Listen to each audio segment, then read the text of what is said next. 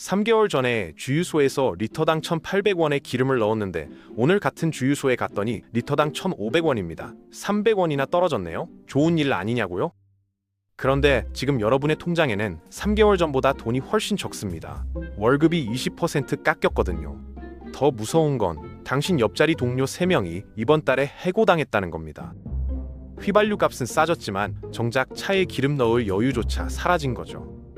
1930년대 미국은 이 악몽 같은 상황에서 10년을 허우적댔습니다. 빵 한 덩이 값이 반으로 떨어졌지만 4명 중 1명은 그 빵조차 살 돈이 없었거든요.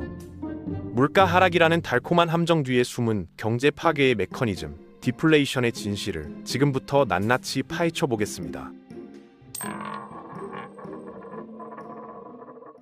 인플레이션이 물가 상승이라면 디플레이션은 그 정반대입니다. 쉽게 말해서 모든 물건의 가격이 떨어지고 돈의 가치가 올라가는 현상이죠. 여기서 많은 사람들이 착각하는 게 하나 있는데요. 디스인플레이션과 디플레이션은 완전히 다른 개념입니다. 디스인플레이션은 물가 상승률이 줄어드는 걸 의미하거든요.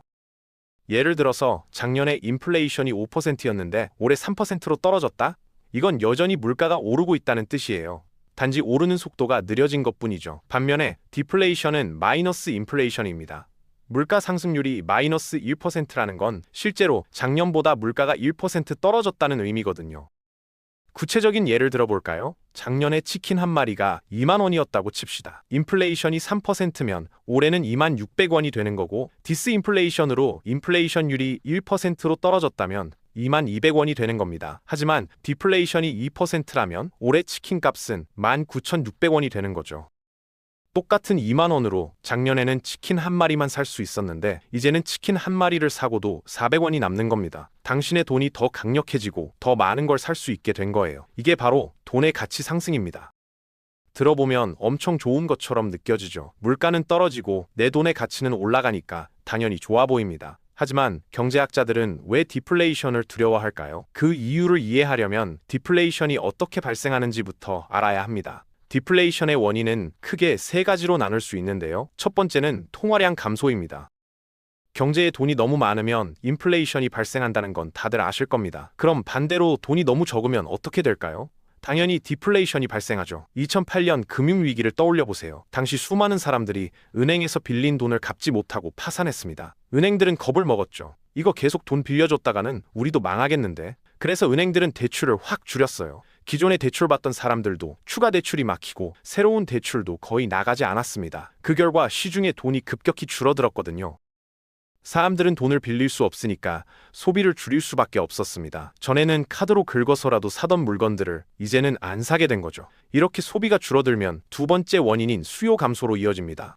당신이 동네에서 빵집을 운영한다고 상상해 봅시다. 평소에는 식빵 한 덩이를 5,000원에 팔고 있었고 하루에 보통 10개 정도 팔렸어요. 장사가 괜찮았죠. 그런데 갑자기 경제 위기가 닥치면서 사람들이 돈을 아끼기 시작했습니다. 이제 하루에 5개밖에 안 팔려요. 당신뿐만 아니라 모든 빵집 주인들이 같은 문제를 겪고 있습니다. 식빵이 안 팔리니까 재고가 쌓이기 시작하고 하루 이틀 지나면 빵이 굳어서 버려야 하는 상황이 옵니다. 어떻게든 팔아야 하니까 가격을 내릴 수밖에 없죠. 5,000원 하던 식빵을 4,500원으로 내렸어요. 그래도 잘 안 팔립니다. 사람들이 기다리면 더 싸질 것 같은데? 라고 생각하거든요. 뉴스에서도 경제가 안 좋다고 난리니까 사람들은 더욱 지갑을 닫습니다. 할 수 없이 4,000원으로 3,500원으로 계속 가격을 내리게 되는 거죠. 이게 바로 수요 감소가 일으키는 디플레이션입니다.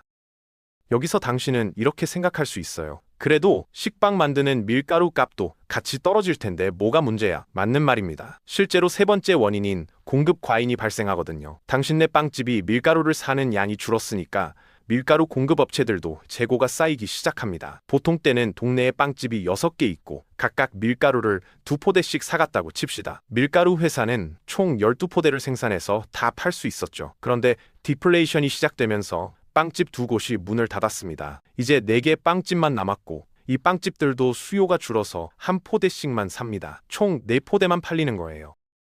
밀가루 회사는 여전히 12포대를 생산하고 있는데 4포대만 팔리니까 8포대가 재고로 남게 됩니다. 밀가루도 오래 두면 못 쓰게 되니까 회사는 가격을 확 낮춰서라도 팔려고 하겠죠. 가격을 내리고 생산량도 줄입니다. 이제 당신은 더 싼 값에 밀가루를 살 수 있게 됐어요. 하지만 문제는 소비자들의 수요가 여전히 낮다는 겁니다. 밀가루 값이 싸졌다고 해서 갑자기 식빵이 막 팔리지는 않거든요.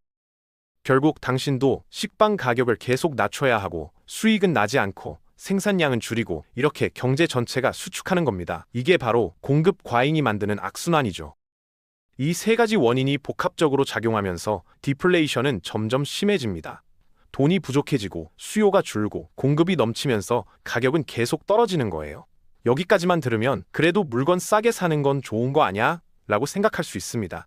하지만 이제부터가 진짜 무서운 부분이에요. 디플레이션이 왜 인플레이션보다 더 위험한지 실제 사례를 통해서 알아보겠습니다. 1930년대 미국의 대공황을 아시나요? 역사상 최악의 경제 위기 중 하나로 꼽히는 사건인데 이게 바로 심각한 디플레이션 때문에 발생했습니다. 어떻게 물가가 떨어지는 게 최악의 위기를 만들 수 있을까요? 지금부터 디플레이션 상황에 놓인 한 직장인의 이야기를 해보려고 합니다.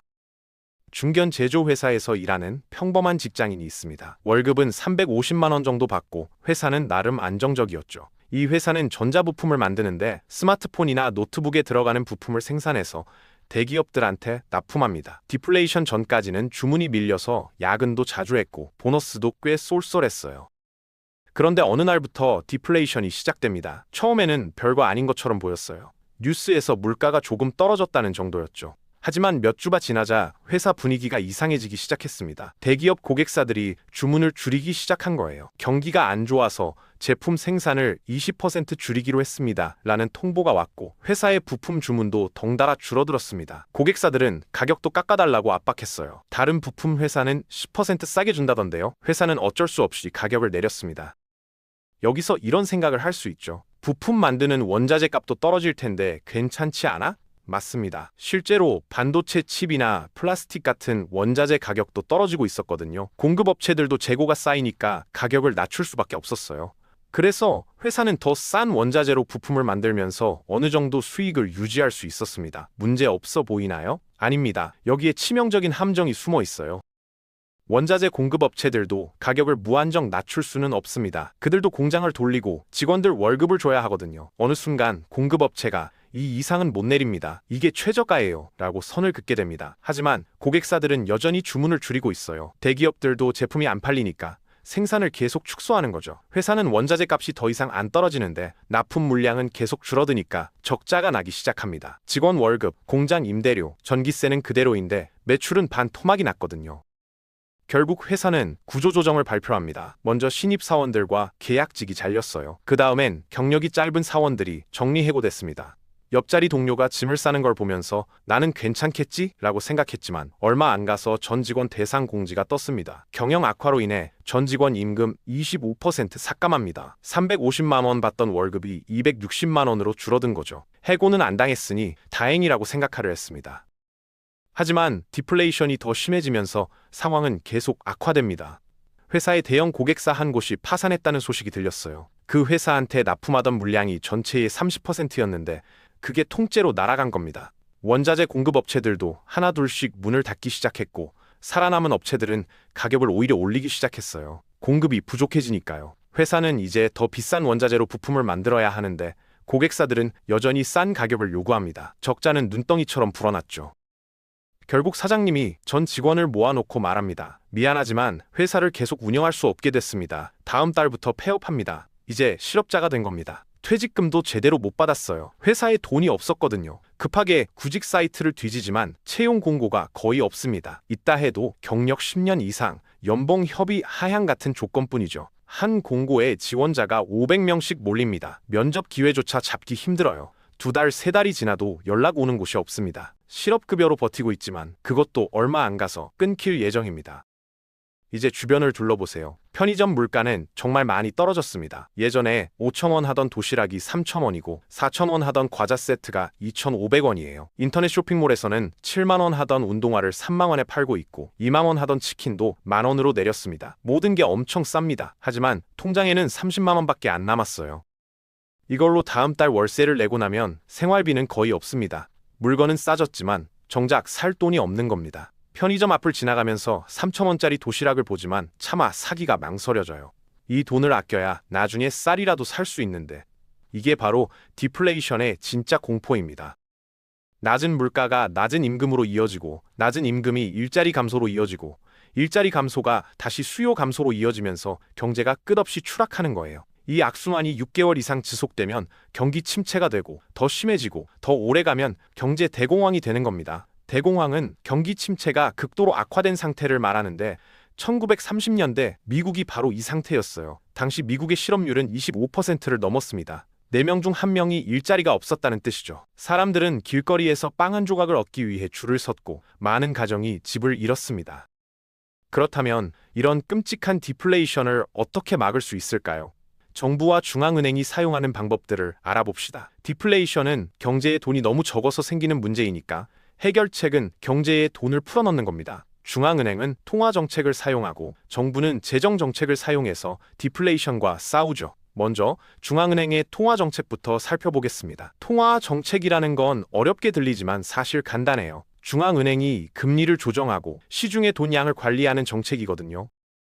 첫 번째 방법은 금리 인하입니다. 중앙은행이 기준금리를 낮추면 시중은행들도 대출 금리를 낮추게 되죠. 예를 들어서 기준금리가 5%에서 2%로 떨어지면 은행들도 대출 금리를 8%에서 5%로 낮춥니다. 그럼 사람들은 이자가 싸네? 그럼 돈 빌려서 집 사거나 사업 시작해볼까? 라고 생각하게 되거든요. 대출이 늘어나면 사람들 손에 돈이 많아지고 그 돈으로 소비를 하면서 경제가 다시 살아나기 시작합니다. 수요가 증가하니까 물가도 조금씩 오르면서 디플레이션에서 벗어날 수 있는 거죠. 두 번째 방법은 통화량 증가입니다. 중앙은행이 확장적 공개시장 조작이라는 걸 합니다. 이름은 복잡한데 내용은 간단해요. 중앙은행이 시중은행들한테서 국채 같은 걸 높은 가격에 사주는 겁니다. 은행들 입장에서는 우와, 중앙은행이 비싸게 사준대 하면서 국채를 팔겠죠. 그럼 그 은행들에게 돈이 많이 생깁니다. 돈이 많아진 은행들은 사람들한테 더 많이 대출해 줄 수 있게 되고 은행끼리 경쟁하느라 금리도 낮춰요. 우리 은행에서 빌리세요? 금리 제일 싸요. 이렇게 되는 거죠. 사람들은 싼 이자로 돈을 빌리고 그 돈으로 물건을 사면서 수요가 늘어나고 기업들이 다시 돌아가기 시작하면서 디플레이션이 끝나게 됩니다. 세 번째 방법은 양적 완화입니다. 이건 정말 비상수단인데요. 금리를 내리고 공개시장 조작을 해도 디플레이션이 안 끝나면 중앙은행이 꺼내드는 최후의 카드죠. 양적 완화는 중앙은행이 새 돈을 찍어내서 국채와 회사채를 대량으로 사들이는 겁니다. 말 그대로 돈을 찍어서 경제에 직접 주입하는 거예요. 정부와 기업들은 중앙은행이 채권을 사주니까 돈이 생기고 그 돈으로 여러 가지 사업을 하면서 경제를 살리게 됩니다. 이렇게 돈을 풀면 인플레이션이 발생하는데 디플레이션의 반대가 인플레이션이니까 인위적으로 인플레이션을 만들어서 디플레이션을 이기는 전략이죠. 중앙은행이 통화정책을 쓴다면 정부는 재정정책을 씁니다. 재정정책도 어려운 용어 같지만 쉽게 말하면 정부가 세금과 지출을 조절하는 겁니다. 첫 번째로 감세 정책이 있어요. 디플레이션이 일어난다는 건 경제에 돈이 부족하다는 뜻이니까 정부가 세금을 줄여서 사람들 손에 돈을 더 남겨주는 거죠. 예를 들어서 당신이 월급 300만 원을 받는다고 칩시다. 보통은 세금으로 50만 원을 내서 실수령액이 250만 원인데 정부가 세금을 30만 원으로 깎아주면 실수령액이 270만 원이 됩니다. 20만 원을 더 쓸 수 있게 된 거예요. 많은 사람들이 이렇게 돈을 더 갖게 되면 소비가 늘어나고 수요가 증가하면서 물가가 다시 오르기 시작합니다. 디플레이션에서 탈출하는 거죠. 다만 현실에서 정부가 감세를 하는 경우는 드뭅니다. 정부도 세금으로 운영되는데 세금을 줄이면 정부 살림이 어려워지거든요. 그래서 실제로는 다음 방법을 더 많이 씁니다. 두 번째 방법은 정부 지출 확대입니다. 정부가 여러 가지 사업을 벌이면서 돈을 많이 쓰는 거예요. 예를 들어서 정부가 다리를 건설한다고 칩시다. 다리를 짓려면 시멘트, 철근, 케이블 같은 자재를 사야 하죠. 건설 회사들이 돈을 벌게 됩니다. 또 설계를 할 엔지니어들을 고용하고 실제로 다리를 지을 인부들을 고용해야 해요. 수백 명의 사람들이 일자리를 얻고 월급을 받게 되는 겁니다. 다리 하나만 지어도 이렇게 많은 돈이 경제에 풀리는데 전국적으로 보면 정부가 진행하는 사업이 수십 개, 수백 개가 있습니다. 도로 건설, 학교 신축, 병원 확충, 공항 건설 등등 프로젝트마다 수천만 원에서 수천억 원이 들어가고 수많은 기업과 노동자들이 참여하죠. 이렇게 정부가 지출을 늘리면 경제에 엄청난 양의 돈이 투입됩니다. 돈을 받은 기업과 노동자들은 그걸로 다른 물건을 사고 그 돈을 받은 사람들이 또 다른 걸 사면서 경제가 돌아가기 시작하는 거예요. 수요가 살아나고 물가가 오르면서 디플레이션을 벗어날 수 있습니다. 이런 정책들이 인플레이션 대응 방법과 비슷하게 느껴질 수 있는데 실제로 그렇습니다. 인플레이션을 잡을 때는 경제의 돈을 줄이고 디플레이션을 잡을 때는 경제의 돈을 늘리는 거니까 정반대 방향으로 같은 도구를 쓰는 거죠. 정부와 중앙은행이 이렇게 힘을 합쳐서 디플레이션과 싸우게 됩니다. 하지만 개인 입장에서는 나라가 알아서 해결해 주겠지라고 마냥 기다릴 수만은 없죠. 디플레이션 시기에 개인이 자신을 보호하는 방법도 알아야 합니다. 디플레이션이 심해지면 대량 실업과 경제 위기가 찾아오는데 이럴 때 당신은 어떻게 해야 할까요? 몇 가지 전략을 알려드리겠습니다. 첫 번째로 부채를 줄이세요. 디플레이션 때는 돈의 가치가 올라가니까 현금을 들고 있으면 좋습니다. 하지만 빚이 있다면 완전히 다른 이야기예요. 돈의 가치가 오른다는 건 빚의 실질 가치도 올라간다는 뜻이거든요. 예를 들어서 당신이 5천만 원을 빌렸다고 칩시다. 디플레이션 전에는 그 돈이 작은 차 한 대 값이었는데 디플레이션 후에는 그 돈이 괜찮은 차 한 대 값이 되는 겁니다. 물가가 떨어졌으니까요. 빚은 그대로인데 갚아야 할 돈의 실질 가치는 더 커진 거죠. 게다가 디플레이션이 심하면 당신 월급이 깎이거나 아예 일자리를 잃을 수도 있습니다. 수입은 줄었는데 빚은 그대로니까 갚기가 훨씬 더 힘들어지는 거예요. 여기에 이자까지 붙으면 완전히 지옥이 됩니다. 그래서 디플레이션이 올 것 같다는 신호가 보이면 최대한 빨리 빚을 갚아야 해요. 신용카드 돌려막기 하지 마시고 대출 원금을 조금이라도 더 갚으세요. 빚이 없는 상태로 디플레이션을 맞이하는 게 제일 안전합니다.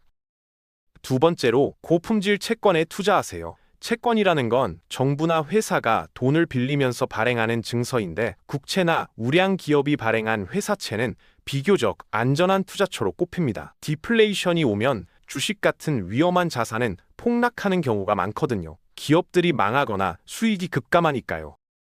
반면에 채권은 정해진 이자를 꾸준히 주고 만기에 원금을 돌려주니까 훨씬 안정적이에요. 특히 국채는 나라가 보증하는 거라서 웬만해서는 망하지 않습니다. 물론 수익률은 낮을 수 있지만 디플레이션 시기에는 돈을 지키는 게 더 중요하거든요. 많은 투자자들이 위험 자산을 팔고 채권으로 갈아타면서 채권 가격이 오르기도 합니다. 세 번째로 현금을 확보하세요. 디플레이션 때는 돈의 가치가 계속 올라가니까 현금을 들고 있는 게 최고의 전략입니다. 아무것도 안 해도 당신 돈의 구매력이 늘어나거든요. 오늘 100만 원으로 살 수 있는 물건이 한 달 뒤에는 110만 원어치, 두 달 뒤에는 120만 어치가 되는 시기예요. 주식은 디플레이션 때 대부분 떨어집니다. 기업 실적이 나빠지고 파산하는 회사도 속출하니까요. 그래도 주식 투자를 하고 싶다면 현금을 많이 보유하고 있고 빚이 거의 없는 회사를 고르세요. 그런 회사들은 디플레이션 와중에도 비교적 잘 버틸 수 있거든요. 하지만 가장 안전한 건 역시 현금입니다.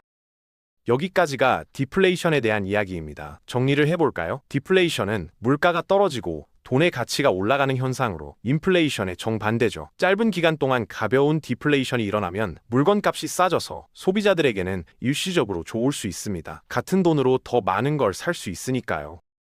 하지만 디플레이션이 오래 지속되면 소비와 투자가 줄어드는 악순환이 시작됩니다. 사람들은 나중에 더 싸질 텐데 라고 생각하며 지갑을 닫고 기업들은 물건이 안 팔리니까 가격을 계속 내리고 생산을 줄이게 되죠. 수요는 더 떨어지고 기업들은 직원을 해고하고 임금을 깎으면서 실업률이 치솟습니다. 사람들 손에 돈이 없어지니까 아무리 물건이 싸도 살 수가 없게 되는 거예요. 빚을 진 사람들은 더욱 고통스러워지는데 빚의 실질 가치가 올라가면서 갚기가 훨씬 더 어려워지거든요. 이렇게 경제가 계속 수축하면 경기 침체가 되고 더 심해지면 대공황으로 이어질 수 있습니다. 1930년대 미국의 대공황이 바로 이런 케이스였어요. 대부분의 국가들이 매년 2%에서 3% 정도의 인플레이션을 목표로 삼는 이유가 바로 여기에 있습니다. 너무 높은 인플레이션도 독이지만 너무 낮은 인플레이션이나 디플레이션은 더 치명적인 독이 될 수 있거든요. 적당한 수준의 인플레이션이 경제를 건강하게 유지하는 열쇠입니다. 여기서 중요한 게 하나 있어요. 경제는 살아있는 생물처럼 끊임없이 움직이고 변합니다. 어제의 상식이 오늘은 통하지 않을 수 있고 지금 안정적으로 보이는 경제가 6개월 뒤에는 완전히 뒤집힐 수도 있죠. 디플레이션이라는 괴물이 갑자기 나타났을 때 이게 뭐지? 하고 멍하니 있으면 안 됩니다.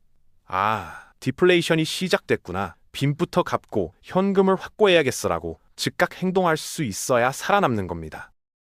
역사를 돌아보면 위기 속에서도 기회를 잡은 사람들이 있었습니다. 1930년대 대공황 당시 대다수는 일자리를 잃고 거리로 내몰렸지만 준비된 소수는 오히려 그 혼란 속에서 기회를 발견했어요. 폭락한 부동산을 헐값에 사들이고 무너져가는 기업을 인수해서 경제가 회복됐을 때 엄청난 부를 축적한 사람들이 있었거든요. 위기는 분명 위험이지만 동시에 기회이기도 합니다. 다만 그 기회를 잡으려면 지식과 준비라는 무기가 필요한 거죠. 바로 지금 이 순간에도 세계 경제는 계속 변하고 있습니다. 어느 나라에서는 디플레이션의 조짐이 보이고 다른 나라에서는 인플레이션이 다시 치솟고 있어요. 내일 당장 어떤 변화가 올지 아무도 장담할 수 없습니다. 하지만 한 가지는 확실해요. 어떤 상황이 오더라도 대응할 수 있는 지식을 가진 사람은 살아남는다는 것. 오늘 이 영상을 끝까지 본 여러분은 이미 한 발짝 앞서 나간 겁니다. 물가가 오르든 내리든 경제가 성장하든 침체하든 여러분의 자산과 소득을 지킬 방법을 안다면 두려울 게 없습니다. 다른 사람들이 공포에 떨며 패닉 상태에 빠져 있을 때 여러분은 냉정하게 최선의 선택을 할 수 있게 되는 거죠. 이게 바로 경제 지식이 주는 진짜 힘이거든요. 무지는 손실로 이어지고 지식은 생존의 무기가 됩니다. 앞으로 뉴스에서 소비자 물가 연속 하락, 경기 침체 우려 확산, 중앙은행 긴급 금리 인하 같은 헤드라인이 나오면 그냥 흘려듣지 마세요. 그 안에 숨은 의미를 읽어내고 내 돈을 어떻게 지킬지 고민하기 시작해야 합니다. 그 작은 관심과 이해가 쌓이고 쌓여서 언젠가 닥칠 위기로부터 여러분을 지켜줄 겁니다. 지금은 실감이 안 날 수도 있어요. 하지만 정작 위기가 터졌을 때 준비하려고 하면 이미 늦습니다. 미리 아는 건 것과 뒤늦게 깨닫는 것, 그 차이는 하늘과 땅 차이거든요. 마지막으로 하나만 기억하세요. 경제 위기를 개인이 막을 수는 없습니다. 하지만 미리 알고 준비한다면 그 충격을 최소화하고 나와 가족을 지킬 수 있어요. 계속 배우고 준비하는 것, 그게 답입니다. 인플레이션에 대한 내용도 궁금하시다면 이전 영상을 확인해 보세요. 인플레이션과 디플레이션을 함께 이해하면 경제의 큰 그림이 보이기 시작할 겁니다. 다른 경제 주제가 궁금하다면 언제든지 댓글로 남겨주세요. 오늘도 끝까지 봐주셔서 감사합니다.